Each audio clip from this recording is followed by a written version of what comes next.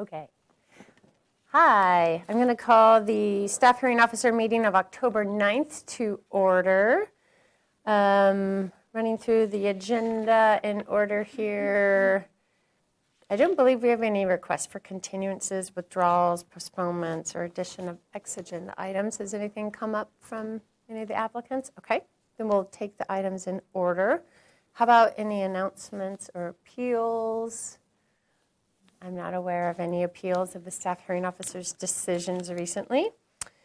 Are there any members of the public in the audience who are here to speak on items not on the agenda? There are 5 items on the agenda. If anyone's here to address other general matters, not seeing any, I'll close the general public comment and move through to item 2, which is a consent item.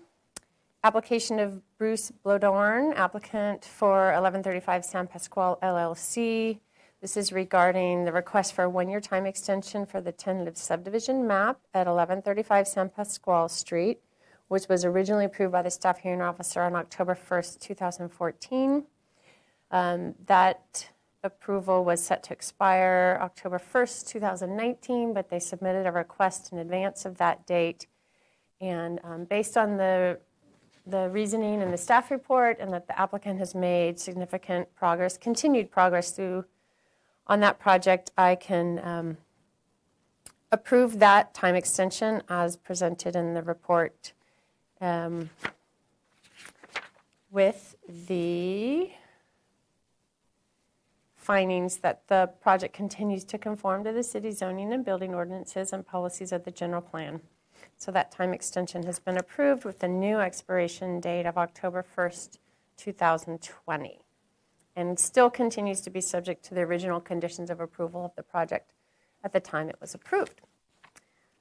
So that was the only item on the consent agenda. So the first item for full public hearing is the application of Travis Hardy for 1726 San Andres Street. If there's an applicant who wants to come up, go ahead and join us up here. We'll start with a staff presentation, and if there's anything the applicant wants to add after that, then you'll get that opportunity. Thank you, Your Honor.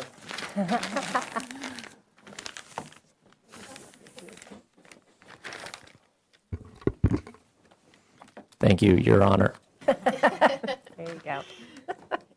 Okay, so we're here today to talk about 1726 St. Andres. The applicants are seeking a parking modification to allow 2 required parking spaces to be uncovered. This is a 5,017 square foot lot, and it's currently developed with 2 residential units with no parking. The proposed project involves to permit a newly proposed parking configuration, 1 uncovered parking space for the rear unit, and 2 tandem uncovered parking spaces for the front unit. In addition, the permit will also include abatement of violations identified in a 2017 zoning information report and a subsequent 2017 enforcement case by removing unpermitted sheds, a porch addition, the permitting of a porch addition, or removal of a porch addition, and then adding a laundry and water heater enclosure and closet. So this project also is going to address the as-built footprint and floor area configurations for both the front and rear units, which over time this particular site there were discrepancies between permitted plans and what was happening on site. So again, we're just trying to clean this up.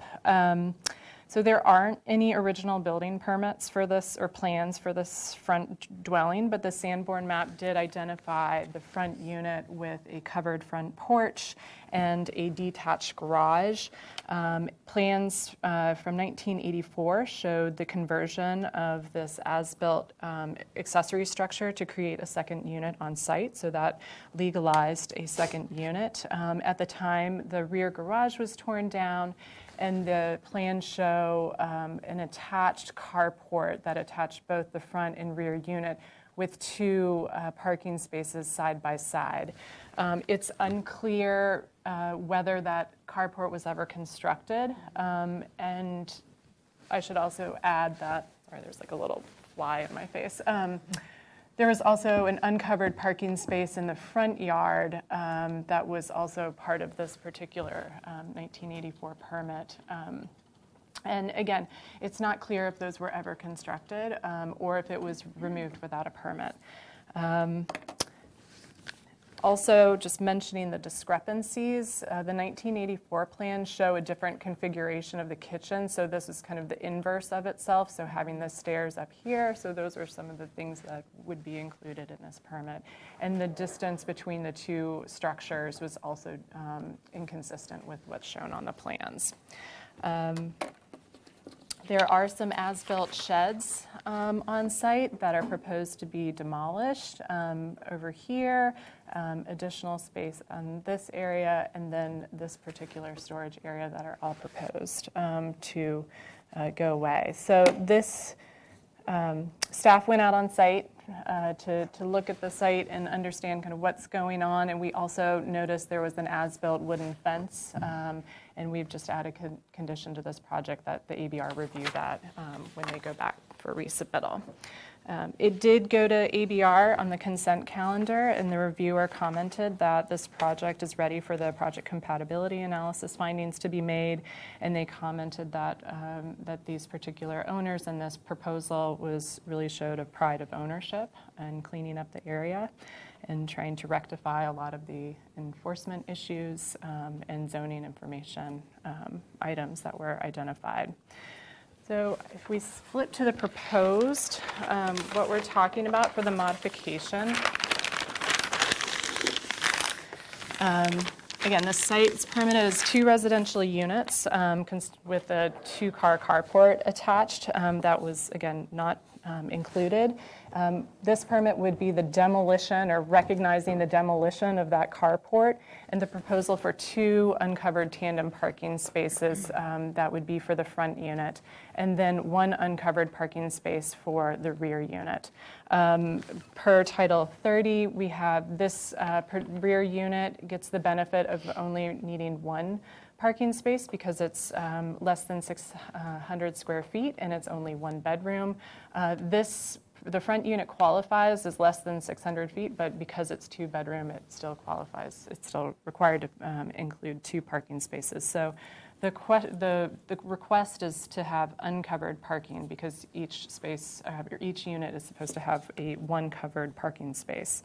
In order to permit this, transportation staff reviewed these plans. It's a really constrained lot, so you come in off of St. Andres. 1 parking space would just pull in straight here, and the other 2 would come in here. As part of this permit, transportation staff required that they remove the as-built porch that was located so you could open your doorway and have access. They did look at this closet, as-built closet that was bumped out, but felt comfortable that you could still make the turning radius. But in order to permit this, the applicants would be required to have multiple waivers for parking access and design, one being the 2 tandem configuration. The second one would be maneuverability because it would take multiple maneuvers in order to back out. And then the third waiver would be backing out of a driveway that's longer than 75 feet. So, and again, transportation staff noted that they were supportive of all of those 3 waivers given the constraints on site. Staff is very supportive of this particular project because we see it as an improvement. We really looked at the discrepancies between the permitted plans and what's happening on site, and really there's no way for the 2 parking spaces to be next to one another. So the 1984 plans were pretty flawed in that manner, and they're trying to create a situation where you're removing 1 space from the front yard and actually creating it so that it's behind the 2 units so that it's less of a visual impact when you're on the street. So that's really the rationale, and again, being able to just clean up the site and rectify some of the zoning enforcement issues. And again, we were able to support it so long as transportation staff could approve the maneuverability and determine that this actually works. as a reasonable parking configuration. We recognize it's not ideal. Like ideally, you would have a turnaround on site, but there's really no way to do that without, again, infringing on the opportunity to create a third parking space. And so we recognize the benefit of trying to get 3 parking spaces on this particular site. We've determined that this is exempt from further environmental review pursuant to 15301 existing facilities and 15305 for minor land use limitations. I've received a significant amount of public comment from neighbors, and I'm just going to go down the line from Ken and Britta Capella of 1724 St. Andres. And just to let you know that all of these are in support of the project. I won't go through each one individually, but I will say that that all the neighbors that commented really appreciated the fact that you wouldn't see the parking on site, that you would be removing that parking space from the front yard. They really appreciated what the applicants have done to clean up the site and the amount of work that went into it. And it kind of goes back to that pride of ownership that the ABR staff or board was talking about. And just the number of landscape improvements that have also been added to the site by just cleaning things up. So Ken and Britta Capella of 1724 St. Andres in full support. Lynn Alberg and Frederick Skursvipek, forgive me if I said that wrong, of 1714 St. Andres. Raymond and Katie Unsueta of 524 West Valerio Street. Noah Morales and Jamie Creason of 721 West Valerio Street. Krista and Eric Tarantino, 1726, so they live in the front house. Again, all of those in support. And that is my presentation. Thank you. Is there something the applicant would like to add or offer up? Yes. Yes. Do I need to spell my name or just state my name? David. My name is Travis Hardy. I'm the owner applicant. This is my wife, Lauren. Ultimately, I mean, we bought the place 2 years ago, and it came with some zoning violations that we were aware of when we first, prior to us closing on the house. The initial inspector that came out to write up the violations, we met with her. We came back out, Lauren Anderson. After initial conversations, we determined that we were not up for the task to take this on, and she assured us that's going to be an easy process. So we began that process nearly 2 years ago, and we've tried to abate the violations the best way we could. We've had a little bit of staff turnover, so some things have changed. Ellen's been with us now, helping us through this for the last, I think, 7 or 8 months now, and we've gone through ABR. We've done the with planning, and we really feel like we're improving the property. We inherited or purchased a place that was in a rough spot. The city plans were few and far between. Even when we bought the place, the final permit for this was not, the city did not have. The previous owner supplied it, and we were able to prove that was a permitted building. So, we've just been trying to help the city receive the information they need so the property moving forward is in line with what the city has. I didn't expect that I'd be reading the municipal code as much as I have been since I took ownership, and I really tried to find ways to make this work. We met with Dan Gullett, the former transportation director, a ton on the parking. And ultimately, he looked at the city drawings and immediately said, "There's no way this parking ever existed." And I said, "Well, what does that mean for us?" And he says, "You got to make parking exist."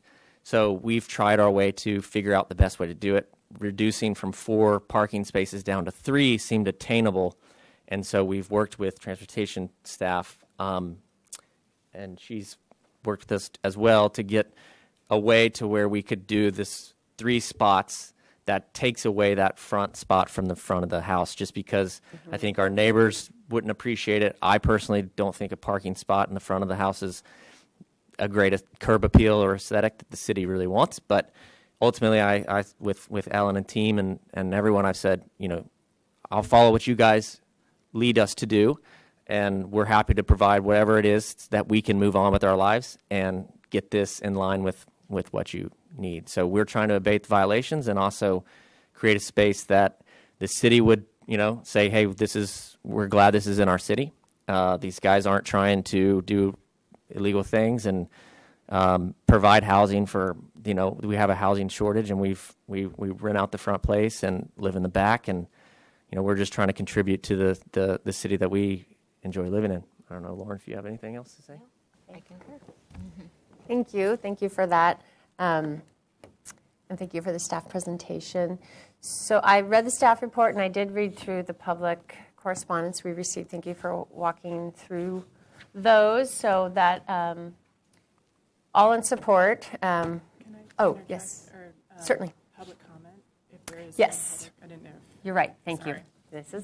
I get rusty. I do this about once a year. So thank you. I acknowledge the public comment we received via email. I'll open public comment for this item if there's anyone who wanted to speak at the hearing on this item. I'm not seeing anybody moving, but thank you. So I'll close that portion of the. Would you?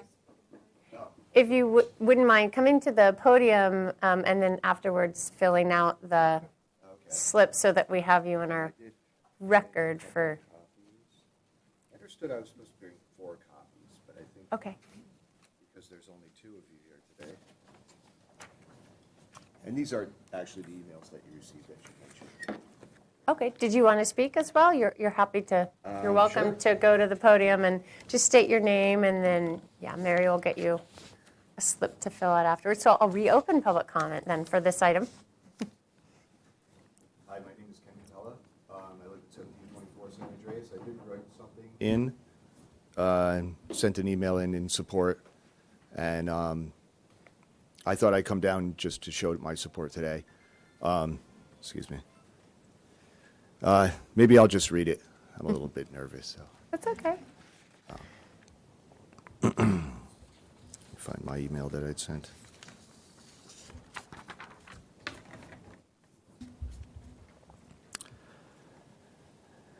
My name is Ken Capella. I've been living in Santa Barbara for the last 14 years, so I'm almost a local.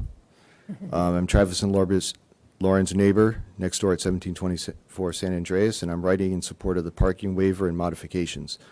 They spend a lot of time and effort in improving their property, and I believe the neighborhood would truly benefit from it. While there are many grand neighborhoods in Santa Barbara, there are also small neighborhoods like our own that frequently represent what the city is really all about. While I feel parking especially in certain neighborhoods can be very problematic, I don't believe we have that problem in our neighborhood. I even think putting a parking space in front of one of the small historical houses, many of these homes were built almost 100 years ago, can take away from the aesthetic of our quaint homes and change the dynamic of our neighborhood. Lady Bird Johnson once said, "The environment is where we all meet, where we all have mutual interests. It is one thing we all share." It's a small space that we're talking about, but here in Santa Barbara, the home of Earth Day, we hold each little bit of land dear. Heaven is under our feet as well as over our heads, said Henry David Thoreau. The decisions you make will affect Travis and Lauren and what they do to 1726 San Andreas, but it will also affect the use of that property for perhaps the next 100 years. There's an American Indian proverb that says, "We do not inherit the land from our ancestors, we borrow it from our children." I think the work Travis and Lauren have done reflect that. They've made a beautiful and successful transformation of the place for themselves and for the future and for the next generation. Jane Goodall once famously said, "What you do makes a difference, and you have to decide what kind of difference you make." I hope you'll support these modifications and help us keep our neighborhood beautiful. In 100 years, your names will still be on the official documents. Please support this modification. I feel it's one small step in moving our neighborhood and the city in the right direction. Thank you. Thanks. You did great. So if that's the only public speaker at the hearing, I'll close a public comment for this. I really only have 2 questions of staff just to help me clarify. One is operationally how the tandem spaces will work. If you don't mind coming up, Katie, just looking physically on the plans, it looks like a pretty difficult maneuver. So if you can just walk me through how that would Yes, so operate in a perfect world. Katie Momolsky, Transportation Division. I don't have a template with me, but the one space would have to maneuver onto the street for the other tandem space to exit. So it'd be both in a back out motion. Correct. So not turning around. On the side. Yeah, Okay. there's no turnaround provided on site. The problem for the multiple maneuvers isn't entering the sites, but exiting. It's a little tight with these improvements, but we thought with the elimination of this addition, it's feasible. Right. The porch and the steps. The stairs. Mm-hmm. Okay, so the waiver for backing out is more than 75 feet. That's really for all. It's the for each of the spaces. spaces. Okay. Mm-hmm. And the multiple maneuvers and the third tandem. Yeah. Just the tandem configuration. Correct. Okay.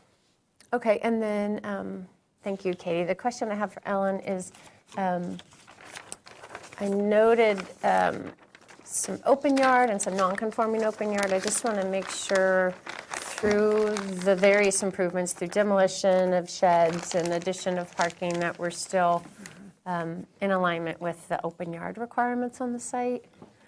Yes, that's accurate. So there are multiple areas that are counted as open yard and kind of labeled them, at least on the front, maybe on your set, as A, B, C, D, and that they meet the total is the 1,261 square feet of open yard, and that's really a non-conforming situation because they didn't meet the 20 by 20 minimum dimension requirements. But when you add them all up, and these do meet the non-conforming open yard requirements, the dimension requirements, and again, it overall meets the, this one in particular, this was designated on the 1984 plan, so they've been able to continue to maintain this, so they're not encroaching anymore by creating this additional parking space. Okay, thank you. That was my primary concern. I did get a chance to look at the 1984 plans, and unfortunately, it's not uncommon that we find older plans that may or may not have actually been executed or could not have physically worked, so you're not unique in that situation. And I appreciate that you have made attempts to do the best you can to provide parking on site. And I'm glad that the neighbors appreciate that. In particular, with the prior plan showing a parking space up front, I believe that if you as the property owner are willing to accept the configuration of parking where it is, this is really the public interface, and that is such a great benefit to everybody walking by in the neighborhood, and able to have that free of parking is preferred. Granted, I know it makes it constrained for you in the rear portion of the site. That's really the area where you see and you interact. And so if we have to have trade-offs in providing parking on site, it is preferred.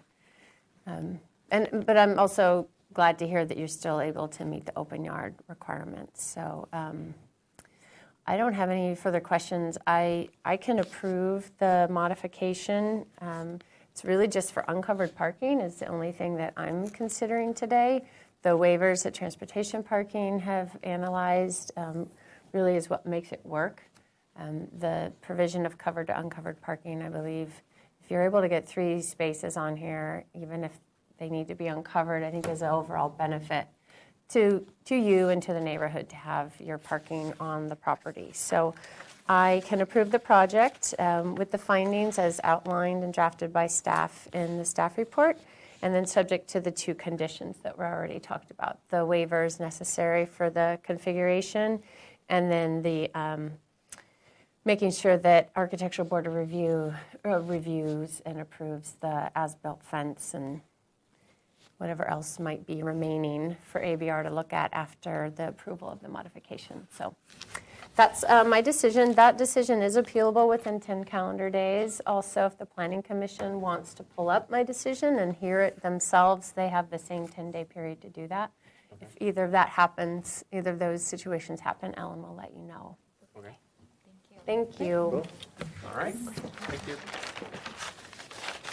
Thank you. Oh, and I did go to the site too. Thank you for Yes. giving me the heads up it was okay to go. I did go yesterday and walked back just to see how constrained it was. Thank you. Thank you. Thank you all. Thanks, Katie. So the second item is 435 East Valerio Street. If the applicants want to make their way up here. Hi. Application of Serena McClintock. I'm Serena.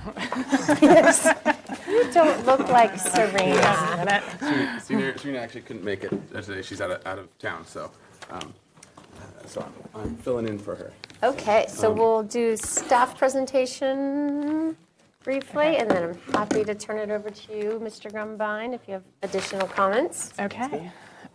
So this is 435 East Valerio. The applicant today is requesting a front setback modification to allow alterations, including a front covered entry porch right here, and cantilevered trellises to encroach within the 15-foot required front setback. And this is the secondary front setback along Olive Street. The address is on Valerio, but this is on Olive Street. So this is a 5,909 square foot lot that's currently developed with an existing 2-story single-family dwelling and an detached 2-car garage that's located 5 feet from the Olive Street lot line, so the residence is.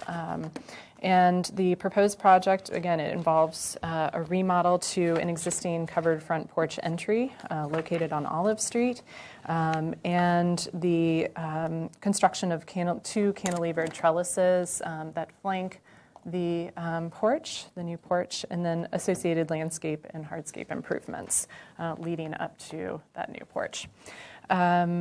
I did go out on site and noted from the public right-of-way that there are 2 air conditioning units that are visible from the street, and noted that there's just a condition that's been added to include that as part of the scope of work, and that would need to be screened appropriately and reviewed by the design review board. And at that time, they'll also have to address any kind of noise issue during the building permit and provide that information. So this did go to the Single Family Design Board on June 24th of this year. The board discussed and commented that the proposed entryway was really appreciated, that it stands out, and then that the trellises enhance the style of the house. They also commented that the modification doesn't pose any kind of consistency issues with SFDB guidelines. The applicant received requests to provide more details regarding the brackets and the eaves when they go back to the next SFDB meeting. So the project consists of the new covered front porch entry and the trellises, which do encroach within the 15-foot front setback. Those particular items are less than, they're under the 15 feet in height, and so that's why there are 2 front setbacks depending on the height of the building. So all of those items are within 15, the setback is 15 feet, so that's what applies to these particular things. The existing residence is already non-conforming to the front setback along Olive Street, and has an existing cantilevered front porch entry with more of a brick, I don't know what we call that, stairs and entryway. And really, staff is able to support the proposed design because what they're proposing is a little bit more substantial. They're trying to create a more like a clear entry point, and they've also been able to what they're proposing is actually more conforming to the building code. Specifically, they've added guardrails, the 42-inch guardrails, which is required. And this particular existing design, although it is permitted, as you go up the stairs, you are likely to bump your head. So what they've done here by adding these 2 columns is to create a little bit more that vertical clearance that you need, so you're not gonna hit your head every time walking in. So again, the fact that the SFDB was supportive of the design, the fact that there's improvements and that there was already an existing nonconformity with this particular porch entry, we felt like we could support this moving forward, and that it overall creates a better design. Again, even though the residence has an East Valerio address, the Olive Street is really the main entrance to the home. As on the East Valerio side, there's more landscaping, and it doesn't really have that natural feel of the front of the house. So this really kind of feels like the natural front. We've been able to deem this further exempt from environmental review for 15301 existing facilities and 15305 minor alterations and land use limitations. I was in contact with a neighbor who's I spoke with her at the counter, Teddy Gasser of 1715 Olive Street, who lives on Olive Street, so the neighboring property. So over here, there's the garage, and then Ms. Gasser's residence is right next door. And we discussed her concerns about the previous modifications that were approved and her easement, and then future projects that she's concerned about. I do want to note that we are just looking today at this particular item, but the applicant has another application in to create a second story on the garage for an accessory dwelling unit. So there was discussion with with Ms. Gasser about the sequencing of development and having serious concerns about those projects and being against them. So that is all I have for my presentation. Okay. Thank you, Ellen. And Mr. Gombine, if you would like to add any comments. Sure. And just to maybe a little bit of, I'll steal this, steal the pointer. Okay, so that just in terms of site plan, just to kind of walk through that a little bit. So yeah, as was said, so our one concern, one of the main concerns is the address is Valerio, but right now the hedge, everyone gets lost trying to find where do you actually enter. So currently it's on the corner. There's a path that goes on the side, and this really feels sort of like almost the side of because I think it was originally historically part of the side of the building, and originally the entrance was probably right there. But so currently the walk goes this way, and so it's very confusing. So we wanted to demarcate it and make it clear from the Valerio side, so that people can actually wayfind their way to the front of the house. And then the sort of ongoing joke was, first they get lost to find the house, then they walk up, hit their head on a bracket, and fall off the not to code elements. So it's also to help fix that, because it really is it's not nowhere near clearance for the building department and just for safety. And then as well, this is very low, and so it's a perfect height to kind of fall over. So those were the sort of the main concerns with it, and that's that was the core of the project.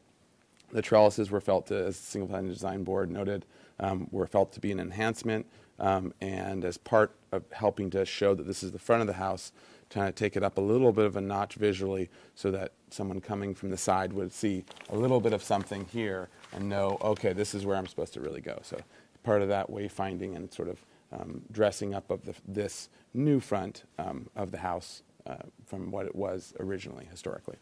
So, and it doesn't qualify as a historic building, so we weren't looking that direction. Okay, and that's about it. Thank you. Okay, I'll have questions in a moment, but I did want to open public comment. Thank you for acknowledging your prior conversation. I do have a speaker slip from Teddy Gasser. Oh, I should add one more thing. The owners as well, the buys are right behind me. Okay. So if there's thank you. Teddy Gasser, if you'd like to come up, we have, we do 2 minutes, Mary, or 3 for 2 minutes for public comment.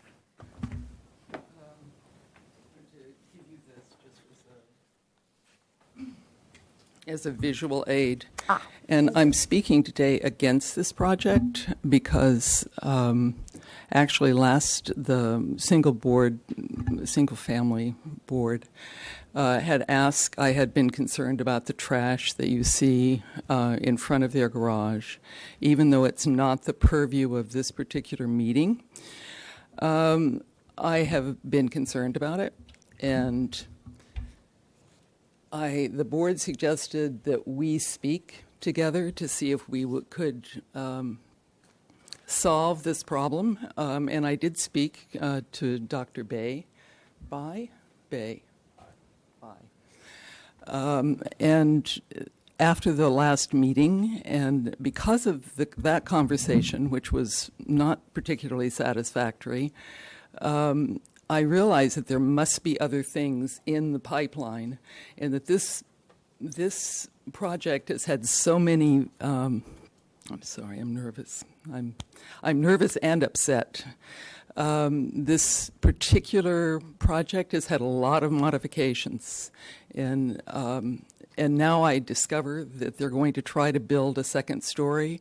I'm at the original grade, and just in building, you can see on hand of that. That's their garage. They've already raised the grade.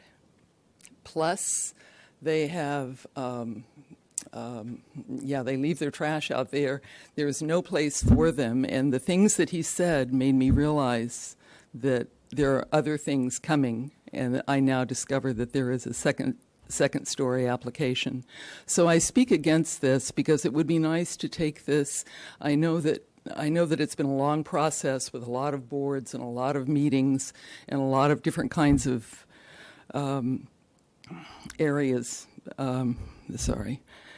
So I know that the boards change and everything changes, but if you could look at this entire project from the beginning, I would greatly appreciate that, because there have been so many modifications and changes that it's enough to make your head spin. And this seems to be an incremental project where there's always another modification and there's always another change. And that is a disturbance to me. The last people couldn't change that entryway from the way it was before. And now we're a couple of years later, and now everything is fine with that. And I don't object in and of itself to that, but I feel like I'm completely, during this entire process, have been ignored, or not ignored, but just the processes as they move along. And I really have to, and so I do object to this modification, because it will go along with all the other modifications that are coming and have already occurred. And I would like to stop that particular creep, that kind of creep. So thank you for your time. Thank you. I appreciate the time and your comments. Is there anybody else who wanted to speak on 435 East Valerio? Not seen. I don't have any other slips, so I'll close the public comment portion. I did read the staff report, and I went to the site, and I quickly saw the owner as she was leaving, and probably wondering why I'm poking around the front porch. But I knew that I could see it from the street, so I didn't ask in advance. But I do have a couple questions about the modification in front of the hearing officer today. Can you just help orient me in terms of the amount of encroachment into the front setback, current conditions over proposed? Is that going to show it better? Okay, there we go. Yep. So here's our property line. It's pretty much exactly right now where it is. It comes right to the property line the current porch does. Okay. And so what we are doing is keeping it in the same spot. Whereas, let's see if there's an existing is there existing side elevation? Let's see. Okay. Okay, so I'll just put it on the front elevation. That's okay. So there we go. Okay. So on so on the existing here, we basically took the top of this. This is a shed roof going back to the wall. We took that point as the height, and we basically took this the lower edge of the eave right here as the height for the new eave. So we tried to keep basically which is also why we went to a gable roof. Sorry, a hip roof. Was to actually help minimize it a little bit, so that it's only one point at which it comes up to the height. So we actually have a total sort of minimization of the roof, but just keeping it at sort of holding those points as the height. So that's why we have sort of our max point here. We're holding here at our existing, and then we're building back to that same spot. So that's kind of, and we need our clearance here, width-wise, we really couldn't pull it back anymore. It's already pretty tight. So, and especially once we have a column here to hold the roof. So. And then, so the trellises are coming out. Yes. So about the trellises, in alignment. yes, with the column. that's right. They're still a little bit back from the property line, but design-wise, we're looking at the overall whole building, and we looked at different depths of trellis, and it really felt like this was the appropriate level because of the size of the building and basically a big sheer face of wall. So that was what we proposed it as, and the Single Family Design Board thought it was a good design and thought it would sort of worked with it. And it kind of plays off of the current eave overhang in terms of its depth. So it was trying to make it look like it wasn't just a little tack on, but it actually had a sort of a formal front. So. Okay, and covered the Single Family Design Board's comments, so they really just needed to see more details about the brackets, landscaping, consider landscaping on the trellis. So aesthetically, they seemed to be satisfied with the proposal. My purview is really the encroachment into the front setback, and that's why I asked about existing versus proposed situation and how that might interplay with the public. The house is very non-conforming to the front setback, so I appreciate that there's very limited room to try to designate a front entry and make it clear and also meet the building code standard. I think you've done a beautiful job in terms of accomplishing that objective. I'm sorry, can I say one more thing? Sure. So as well, part of it was also for the trellis was to give the visual indication that this is your walk. So when you line up here, in terms of the depth, lining up with that width. So if it was like a 2 foot instead of a 3 foot and change, then it doesn't actually cover the whole walk in a visual sense. So it's to sort of make the path of travel clear. In terms of as you walk up as well. So that was an additional part. And you showed that on the landscape plan, Yes. that new approach. Exactly. So and then that's why the trellis comes out to here as well in terms of the path. And the existing is from here in the corner. It's odd. It's odd, and it also has it's sort of an uneven pivot twisting point. So. We pull it to here and then just brought it back to where it currently is. Currently it runs along here, this whole side, but then it branches to here. So we brought it all the way down to here. And then we were doing, showing some screening here for this, but I know that that's going to have to be part of the whole, the next steps as well to prove that it's sound-wise and that. And did Single Family Design Board see the landscape plan too already, or is that what you'd return with? The overall approach. They saw it, but they did not see it with the AC units. So that was an addition to the plan. So that'll be the first time they see a proposed screening. Okay. So I do want to acknowledge the public comment, and I do recall the prior application for the new garages. I remember that project well because, as I recall, the previous garage straddled the property lines, I believe, and had to be demolished and make sure everybody had their own parking, and so I'm happy to see that's carried forward. So I don't have in front of me today an application to review anything other than the front setback encroachments. I appreciate the neighbor's concern about, if there's a series of applications on a project, it is nice to look at them all at once. I can't speak to why they've, been applied for over a period of time, other than we do have somewhat new accessory dwelling unit regulations that makes that more feasible. Can I add some info to that as well? Sure.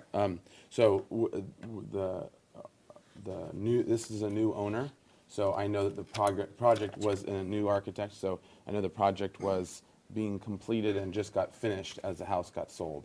So Okay. I think that there's been a history there of other things and for other reasons people did and didn't do what for different permits. So this is Okay. part of that. It helps to kind of say it's not like I don't think the owners want to have a 10-year project. So it's not part of that. Okay, process, so. thank you for that clarification. So in terms of zoning compliance, I can support approving the modification for the setback encroachments. The entry itself is really not encroaching any further than the existing condition. It's an improved condition. I think it is overall, I agree with the objective of trying to better define the front of the house. The way it's situated on the corner, it is difficult to know. So this gives it some definition and improved street presence without harming the public and their interaction with the property on the street. Like I mentioned, it's very non-conforming to setbacks. It's a constrained area. If you want to try to make those architectural details added to the site. So I can approve the setback modification for the improvements as proposed with the condition to address the air conditioning units, and I know there'll be subsequent single-family design board review of details of the proposal, including whatever screening you might do for the mechanical equipment. And the findings as outlined in the staff report I agree with. So I can approve it. I do want to note that my decision is appealable to the Planning Commission within 10 calendar days, and they can also decide to call up any decision of the staff hearing officer within that same period. I would encourage the concerned neighbor to reach out and talk about any proposed future applications on the site, and if there's a way to try to make that more amenable. Always encourage the outreach and collaboration with neighbors, and so I would hope that could occur. Okay, thank you. Thank you.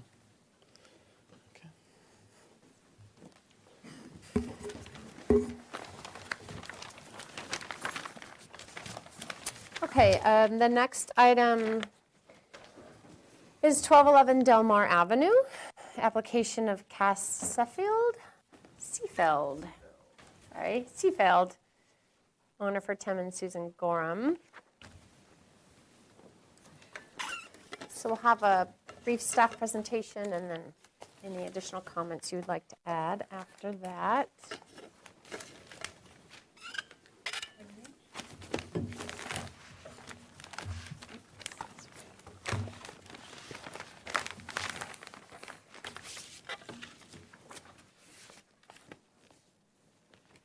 Okay, so this is 1211 Delmar Avenue. The applicant today is requesting a modification to allow a conforming second-story addition that will change the basic exterior characteristics of the existing residence that is non-conforming to the required 6-foot interior setback.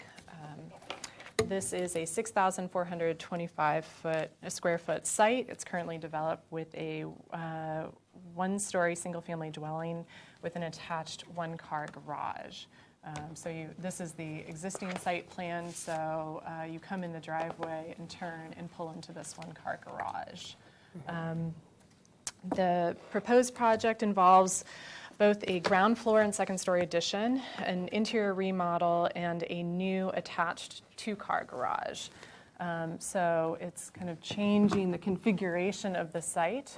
This existing property was both non-conforming to the 20-foot front setback with the single-car garage, and then you'll notice this tiny little sliver within the interior setback makes it non-conforming to this particular interior setback. So the proposal pushes this garage back so that it's conforming to the 20-foot setback. It moves the driveway over, so creating 2 parking spaces, which brings that into conforming with the 2 covered parking space requirement. And then it still remains this little sliver remains non-conforming. The project did go to the Single Family Design Board on January 22nd of this year, and then again on May 13th for concept review. The SFDB requested the applicant to consider lowering the second-story plate height in order to reduce the overall mass of the home, as well as reducing the size of the master bedroom windows. Those are proposed on the second story, and the size of the closet window on the face of the house. The applicant responded to the board's request from the May 21st hearing, but this project hasn't had a chance to go back to SFDB to review, so they haven't seen those proposed changes. So there were changes made. Again, this is a modification to allow a conforming second-story addition to the existing non-conforming residence. It's subject to a modification just because of this small, like 18 square foot portion that is in the front or interior setback. As I mentioned, this was already non-conforming, but they're bringing it into conformance.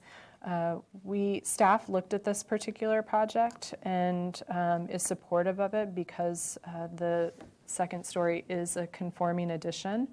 And overall, it's they're bringing it more into conformance and creating a better situation by bringing this back to the 20 feet, still creating an open yard, and then just leaving this non-conforming element the same.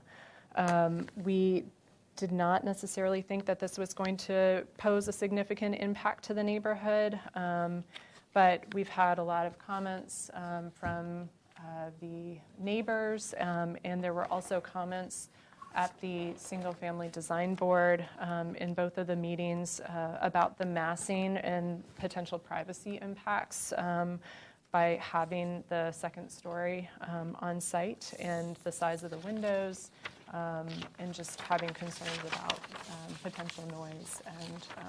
But again, mostly I'll get to the public comment in a minute. But rather than conditioning the project, staff felt that those items could be addressed potentially at the Single Family Design Board, or perhaps even for your consideration if there were specific concerns. But we felt it was more of a design aesthetic. And we also requested the applicant to provide us information about substantial redevelopment, because if this project qualified for substantial redevelopment, or what we call demolition, or like it's our kind of term for demolition, would we still support this project? And we did look at that, and we still felt, just given the minor encroachment in the interior setback, we could still support it. It does mean that from a coastal review standpoint, that if there wasn't substantial demolition, as the applicant has provided us, then this project would qualify for a coastal exemption. However, if it was determined that it met the requirements or triggered substantial redevelopment, it would be a different coastal review process and be a coastal exclusion, as this project is in the non-appealable jurisdiction of the coastal zone. Again, at this moment, we're under the, I can show you, which I'm going to have the applicant kind of walk through, but kind of looking at the exhibits for what is suggested to be demolished or altered, and for that substantial redevelopment, it needs to meet 2 out of the 3, which those being 50% or more of the exterior walls being demolished, the foundation, 50% or more of the foundation, or 50% or more of the roof. And the roof is very clear, but again, we felt like we had enough information that we didn't think that it was substantial redevelopment. And regarding public comment, I've had the chance to speak in person, over the phone, and received letters from the neighbors, and I'm just going to go through them. And I know that you too have received these. Rick Wolf and Elizabeth Brooks of 1213 Delmar Avenue are opposed to this modification. They are very concerned about the negative impact on their property with describing that. So let me just point out where they live. So here's Delmar Avenue. Rick Wolf and Elizabeth Brooks live at 1213 Delmar. They are concerned, if you can see, like the majority of the second story addition is kind of pushed over to this side of the property. And on this side, this is a northerly lot line. They actually have 2 northerly lot lines, one facing the street and one facing the 1209 Delmar neighbor. So this side, they have to comply with solar access ordinance. So there is a constraint there to how high you could build and limitations. But again, I'll let the applicant talk a little bit more about the design rationale. But the bulk of the second story addition is closer to this particular property. So again, they were concerned about this being a higher elevation and kind of the canyonization of their property, because on the other side, they have another second story. So the applicant provided a streetscape to kind of see what it looks like. And so you can kind of see the 1213 property is flanked by two residents that both are 2-story. And that this particular neighbor wishes for an overall reduction in the size and moving the second story further away from their lot line, and creating more additional screening or landscaping so they don't have to, so it's not as intense. Looking in their window. I received an email from Robert Blameyer from 207 Santa Catalina, who was opposed to the structure located within the 6-foot interior setback. It's a little confusing, but that's a non-conforming element, and that hasn't been proposed to change, but that was his concern. I had a phone conversations and met in person with Jenny Naga of 1209 Delmar, so she was on this particular side. If we can go to the floor plans, the second floor plan. The applicant is proposing a covered deck on the second floor, and so if this is the 1209 neighbor on this side, there is concerns about just privacy impacts from the covered deck. And being able to look down, because all 3 of these sides are proposed to be open. And then I also had a phone and in-person conversation with Silas Hildred of 1214 Del Oro, who is at the very rear of the property.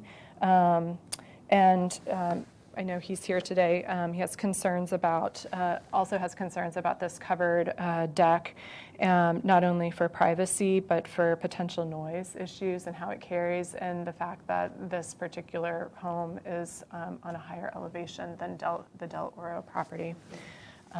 And then lastly, I had a phone conversation. So Silas is the resident back here.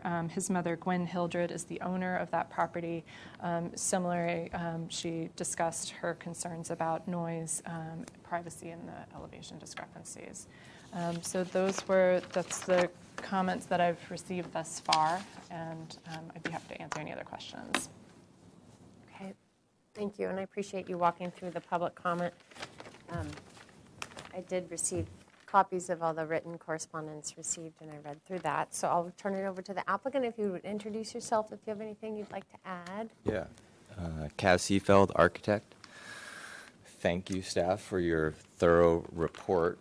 So we're, in context, I don't know if we went over the context, but we're in the Marine Terrace. It's an evolving neighborhood.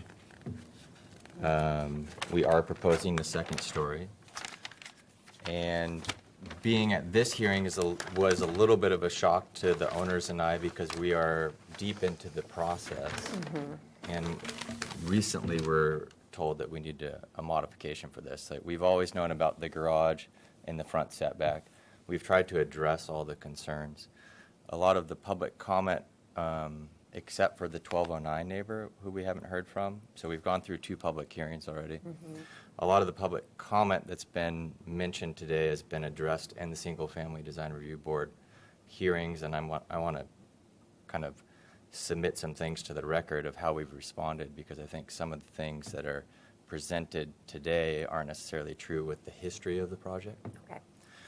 So I think what's helpful for you as the hearing officer to understand is we have an old home, single-story, deferred maintenance that's had 2 additions to it already. So the home was constructed in 1951. This existing non-conforming condition was part of the original construction. So it's been part of the neighborhood fabric since 1951. The city permitted 2 additions at this location and this location. So here's the street, the north side, without any modification required during those process. So as you can see, I'll go to the next page, the kind of existing site plan here. Here's the garage. Here's where an addition was made and an addition was made. This is the living room. And in one of those additions, that living room space was vaulted. So it's like this nice high ceiling. Someone's paid the money to put the glue lamp beam in there and vault the space. This is the part of the property that makes kind of the most sense to develop to kind of complete this area. It doesn't make sense to develop back here by your neighbors or add on here and get closer to the rear property line. We're clearly restricted by our interior setbacks in this location. So we're kind of completing this footprint. And as you complete that footprint and look at the solar access requirements, which are a prescribed thing by the city, it makes sense to kind of locate the second story mass in this location. We have new footings in this area, so we can take advantage of the new construction, the compaction of the soil, make sure we're doing things properly from the ground up. And then we're meeting all the prescribed solar access issues that the city requires. So one thing that I want to point out is that these, we're building drawings that in hopes are construction documents for the contractor. So when I say existing to be removed walls, we're typically talking about, can I see your exhibits that you give here? There's one in this one. So we're talking about removing finishes. We have a structural plan that I can share with staff that's at 50% complete. Shows where new walls are located, where existing walls remain. So clearly, as you saw from before, we have this existing footprint. We're removing the single car, a portion of the single car garage to create a new two-car garage. So we're pulling that out of the setback. So we're keeping all of this slab, like this existing slab. We're trying to use what's there. We live in a time when building and construction creates a lot of our trash, debris, and CO2. So we're trying to reuse a lot of this existing. The same goes for the exterior. If we're keeping the exterior footprint, we're keeping a lot of that exterior wall. Specifically, this area in this corner, we're replacing the doors and the 2 windows in that location, like for like. So when I'm demoing things, it's for them, we're replacing the same size window in that wall. We're not moving the location. We're not changing the plate height. We want to keep this vaulted space in here and then add our new construction here. We have plumbing in this area already. So we're shifting that bathroom over and adding like 5 feet to this wing. We have plumbing here. That's why our kitchen and laundry area is here in the slab. So we put a lot of thought and rationale and went through a lot of iterations of this design to get to like a logical standpoint from a construction sequencing while addressing all of the city design ordinances, essentially. Stepping back our second story from the neighbors, going through that process with the single family design review, reducing the size of these windows, reducing the size of the closet window. We used to have a deck on the exterior Right. for this master bedroom that we got rid of. Then the second round of this, the design review, the neighbor in the rear of the yard, Silas, and don't recall his mother's name, but they were commenting that we had doors. We we eliminated the deck here. We had doors with a guardrail so that you could still open it up. Mm-hmm. They were still concerned about the amount of glass there. We changed the doors to windows to increase the sill height. So we've been very responsive to the neighbors' concerns. And the last design review, hearing the meeting notes from May 13th, which are part of the public record, the design review board said we appreciate the reduction of the FAR from 89 to 87%. So we're listening to their comments. We're trying to be reasonable about our responses to the neighbors, but also we're trying to design a home for a couple that has 2 kids. We're trying to do a conforming second-story addition. So the reduction of the FAR was appreciated. The removal of the deck off the back of the master was appreciated. The site section landscape plan color board provided, which is right here, are appreciated. Reducing the size of the closet window on the face of the house was recommended, which we did. Reducing the size of the master bedroom windows is what the chair would like, and we did that. Lowering the second plate to reduce the mass, it was 8 feet, it's now 7.6. So we listened, we did that. We haven't gone back to the design review board, but we responded to that. And then the landscape plan is sufficient, and the applicant is to consider using a king palm tree. So in the last design review hearing, we went through the landscape plan to the degree of changing the species of the tree to help mitigate the view from the neighbor in the rear, and how fast is that palm going to grow? What is its canopy going to be like? So I feel like we've been very present in the dialogue of evolving this design and trying to do as best we can while meeting the client's needs, because at a certain point, it's not worth doing the project. So we've been very responsive, and there's a lot of rationale on kind of how we started to where we've ended up. So I guess that's the gist of my summary. I have received the public letter and can kind of go through. I don't know if it's worth the time, but maybe we'll let the public comment happen, but go through kind of point by point how we've addressed these issues. So I guess part of the frustration is that this is a conforming second-story addition with a non-conforming. It's 11 inches into the interior setback. And the solution there is we can move that wall over 11 inches, then the whole project conforms. It's costly and will create a jog in this wall, which from a street perspective doesn't make sense. It's kind of architecturally kind of disturbing. And so I know one of the letters that was submitted was that, there's a lot of encroachment into the open yard area in the neighborhood. And so there seems to be like a pushback on the second-story additions in the neighborhood and how the Marine Terrace is evolving. And I think it came up in our last design review hearing that that's kind of a city council issue if people don't like second stories. This part of the structure has existed since 1951, and we're not proposing to change it. This is the change, and it conforms to all of the design review standards. And we've made we've kind of reconciled things that were an issue and improved the design quite a bit by taking things away. So I'm happy to go through those points, but all of the points that kind of submitted to public record came up at our initial design review hearing, and I guess my final point is we've been addressing those throughout, and so those points are being brought back up, and I just want you as a hearing officer coming in kind of midstream to understand that we've been aware of those and have been trying to dialogue and make concessions about those the whole time. We haven't been ignoring those and just trying to push this whole thing through. We've been responsive to that. Thank you. I appreciate that. I do want to get to public comment, and then if there's anything you want to respond to public comment, I'll give you that time. I do want to, for everybody's sake, make clear what's within my purview. You have actually a diagram there that may be most useful, but as you stated, the reason that this project is before the staff hearing officer is because there's this very small portion of the existing home that encroaches into the interior setback and would continue to encroach into the interior setback because it's a significant, relatively significant improvement to the home. It falls under the requirement in Title 28 of needing a modification, and I'll speak to that a bit in my deliberation, but just for the public comment, I just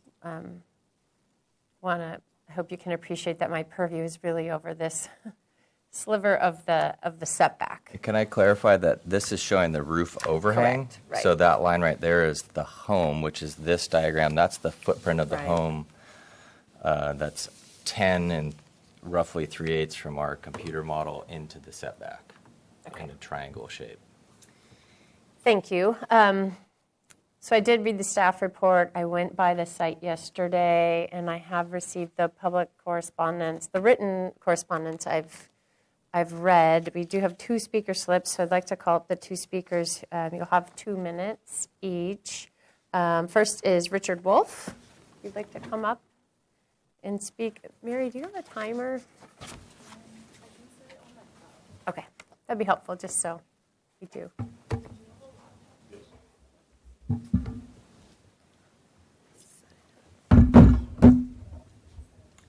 All right. Okay.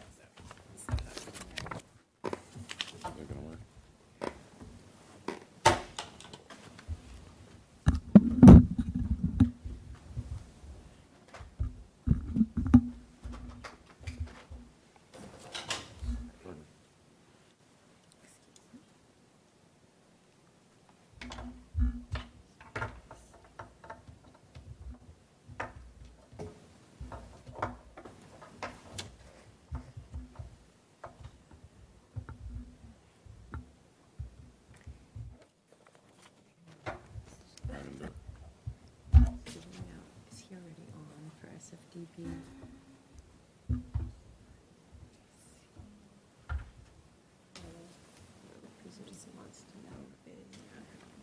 Well, we have sent this PowerPoint to you guys. Certainly. So, If it's yeah. this one, So if we can't project it, it's not a huge issue. we could go through the slides here. Yeah,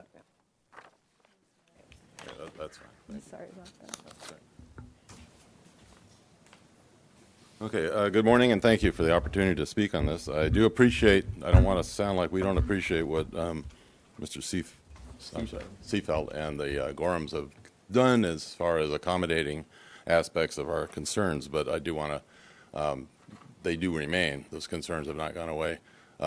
We are at a lower elevation. We are subject to the exaggeration of that, the height of that second story, and it's very close on that side, on that east side of our house to the proposed remodel is very close. You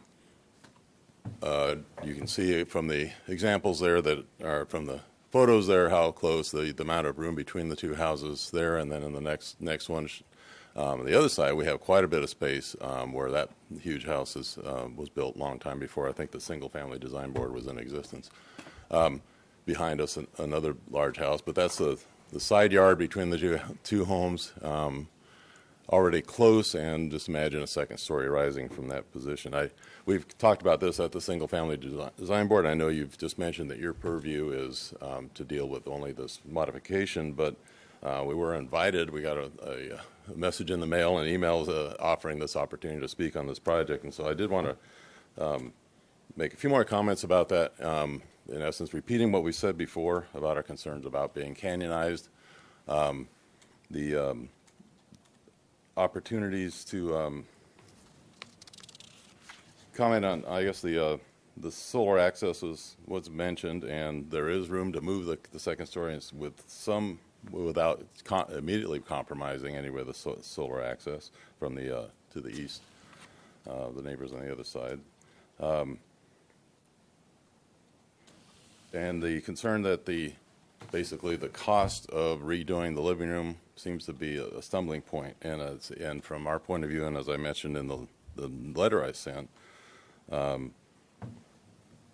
it's We should not have to suffer further detriment to our privacy or view, especially for the sake of maintaining the scope or reducing the cost of a remodel that is their choice to pursue.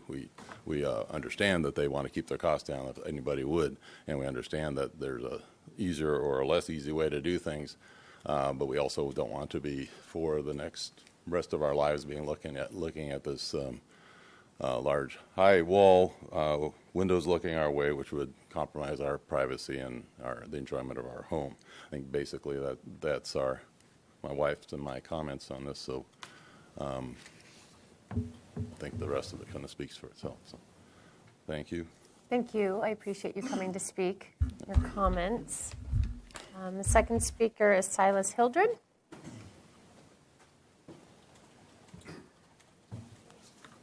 Good morning.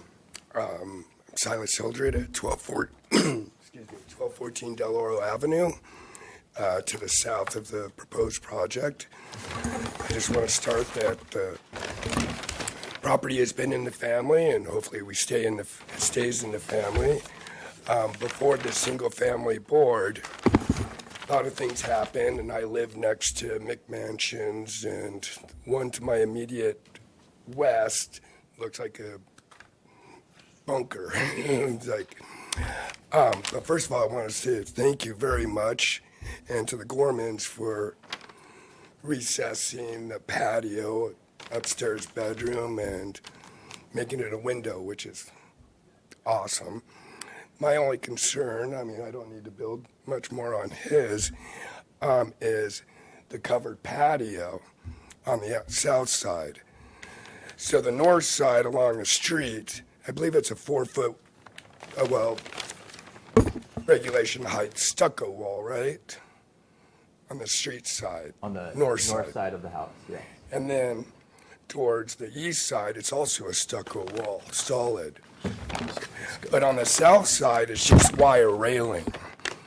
And with the enclosed roof, I feel that's just going to amplify that way. And plus, it's just a visual thing that, see patio furniture, if they're sitting there, literally you can see them. I'm just thinking maybe solid railing all the way to conforming height, all the way around, so when people are sitting there, you can still kind of look over, but not look directly down. That's pretty much my only concern, plus landscaping, but that can go to single family as far as Kenchias and all that stuff. Well, thanks for the time, and Thank you for coming and your comments. There's no one else wishing to speak on this item. I'll close public comment. I appreciate the neighbors' interest and their concern with the second-story addition. It's something Single-Family Design Board deals with regularly. It sounds like you've been pretty responsive to what the neighbors have raised and what Single-Family Design Board has asked you to do, and I know that you'll return to the board, and ultimately they will have approval over the second-story addition and the aesthetics and the landscaping. And as I mentioned, what's before me is get to this larger site plan. Thank you. So the reason for the modification, I just want to provide some context for why this is before me, and I apologize that it was caught late in the process. It appears, and it's not uncommon, in the Marine Terrace neighborhood, it just appears like the house was originally built a little bit askew from the setback, and so you've got this misalignment with the setback here and that portion of the house. The portion of the zoning ordinance that was triggered with the second-story addition and why it may not have been caught with these smaller additions on the first floor is that there's a non-conforming situation, and then there's, as it's phrased, an addition, a significant addition to a non-conforming residence that constitutes a change to the basic exterior characteristics of the residence. And so the way that I think about that in sort of layperson speak is the improvement to the structure significant enough that there's might be an opportunity to make the entire structure conforming. And we'll see that in some situations where it's a complete demolition, and so then we would look for conforming options. In that case, if you weren't planning to reuse the foundation or the majority of these walls that lead to the non-conforming situation, we would likely ask that you pull that back. In this case, you are planning to reuse the foundation in this area and continue with this alignment of the wall here. And while it is a second-story addition and is a significant improvement to the home, it's not facilitated by this non-conforming portion of the home, and that's really what's within my purview. We will see situations where a home might be significantly encroaching into a front setback, and then there's a major addition to the rear of the home, where in that case, I would be more concerned with the fact that this major encroachment is facilitating much more development on the site than would be allowed on other properties. In this case, the encroachment is so small, and that if you were to decide to jog this wall, this second-story addition could still be realized and be a conforming addition. So in terms of what's within my purview, I can support the modification. Single Family Design Board has wonderful guidelines to deal with second-story additions and decks and privacy and neighborhood concerns in terms of size of windows and how and where second-story decks are located, and that's really not within my purview. But I do appreciate the involvement of the neighbors and that you continue to go to Single Family Design Board if you would like to continue to express your opinions about the project. I do appreciate that the garage is being pulled out of the front setback too. That's an overall improvement in making the resulting home more conforming to the setbacks, and that you're still maintaining the required open yard. So in terms of zoning compliance, it's really an improvement. So I can approve the modification. I would just, I'm going to alter the finding as suggested just slightly. Rather than stating that it's necessary to prevent an unreasonable hardship, I would like to add that I believe it's necessary to secure an appropriate improvement on the lot. I do recognize that it is a nuanced situation in that you have a very small non-conforming portion of the home that's going to continue with the second-story setback. And so I believe it's an appropriate improvement given the non-conforming situation. The remainder of the findings I'm fine with, and we don't have any conditions on this one, so you'll just, after this, you continue working with the Single Family Design Board. My decision is appealable to the Planning Commission within 10 calendar days for what's within my purview, and in that same time, they could decide to pull that up and hear it themselves if they weren't satisfied with my decision. If that happens, Ellen would let you know. Okay. Thank you.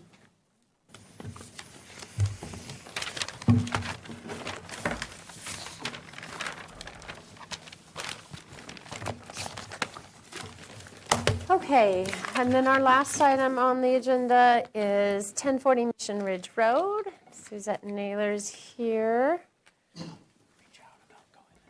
We'll start with a brief staff presentation, then I'll ask if you have anything to add. Thank you.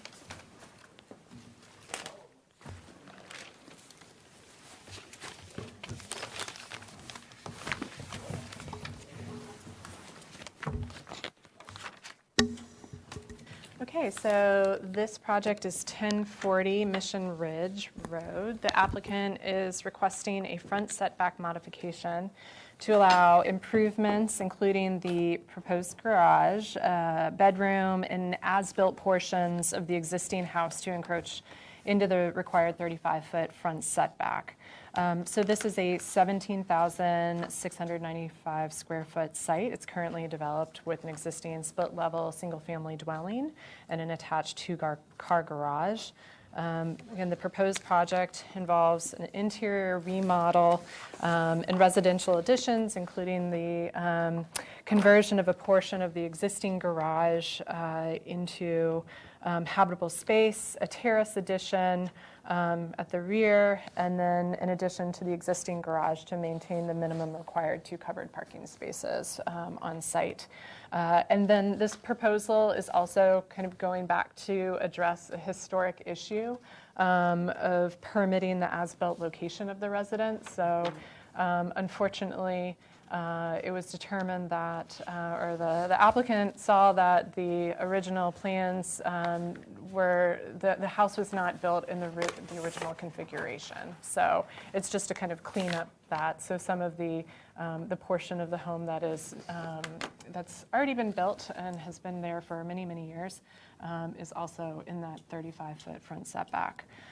Again, so the original residence was permitted in 1975, but it didn't match the footprint per city archives. It is closer to this Mission Ridge Road in that front setback. It's a little, this is the property line, but there's actually the public right-of-way is much further in, so it's this particular site is even more constrained by a 35-foot front setback. So it actually goes much deeper into the property than measuring it from the property line. So the way that our zoning ordinance calls it out, this is we're measuring from where it meets the public right-of-way. So that's why a good portion of this is in the front setback. You'll notice this is kind of the pivot point to what is considered interior setback. So this project does not require an interior setback modification because only these portions kind of within this little triangle of the residence are included. This is not. So that was kind of, we went over this with staff, or I know that the applicant went over this multiple times with zoning staff to determine what is the interior setback. Similarly, I just want to call out that this terrace is a proposed addition. You can see that it goes out into the interior setback, but this is, it's on grade, so there's no decking. It doesn't trigger an interior setback modification either. So this project did go to Single Family Design Board on June 24th of this year. The board noted that the proposed modification doesn't pose any kind of consistency issues with SFDB guidelines, and that the style, including the size, bulk, and scale, kind of matches the existing residence, that it works well. They also did identify that the unusual configuration of the property and the proposed modification is aesthetically appropriate. And the applicant has been requested to go back to the board with additional design details at the next round, but those will be discussed at the future SFDB hearing. Again, so if we're looking at the 2 small additions, again, this is the portion of the existing residence that is in the setback. This is what was permitted, the kind of shaded gray. This is what was actually on site. The applicant has proposed these additions. And one of the reasons, if you look at this particular site, it's sloped quite a bit. So this is the more natural area to create an addition and to improve the site. So it's a fairly modest residential additions. Otherwise, looking at the topography and minimizing any kind of site grading that would be required. This project does have 2 front setbacks, so that's another constraint on the lot. And I already kind of walked through like such a large public right-of-way in this area. So, so overall, staff could support the additions and the improvements in order to create, again, just to request a modest additions to the site, make it so that the garage is conforming, that it meets the transportation standards. And we didn't necessarily think that it was a significant change to the street or to the neighbors. There's a site, and if you can look at the adjacent parcels. So here's the property. And And this is where the proposed additions are in the as-built configuration.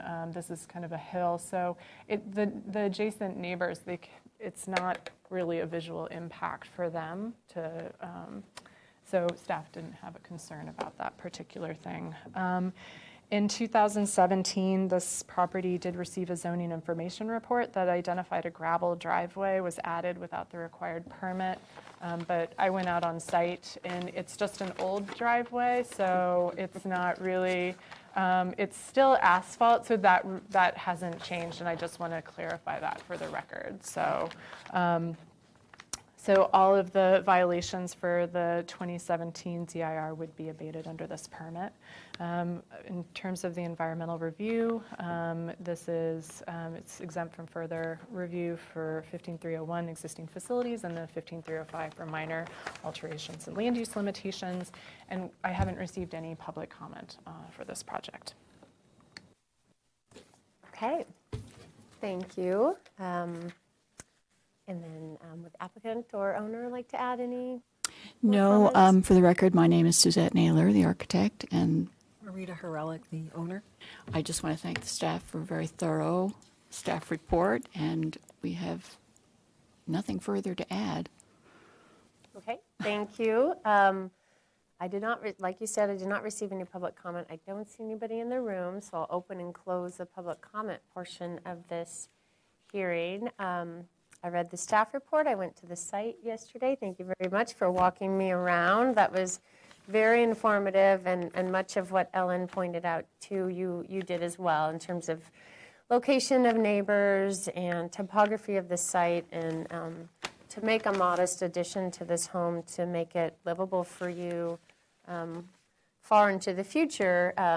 Given that it's a split-level home, it makes sense to do it in this portion of the house versus going into that direction. The site is constrained by really having 3 front setbacks by the way that the road wraps around your home, and the location of the property line, and the 35-foot front setback does leave, I mean, it already puts your house in a non-conforming situation. In the front setback, the additions are very minor to continue to make this a livable home at the main living area, the main living level of the home, and that this portion of the addition does conform to the interior setback. So really, we are just talking about these few notches, these small notches into the front setback. I don't have any concerns with the proposed modification. The front setback, I can approve it with the findings as drafted in the staff report. We don't have any conditions.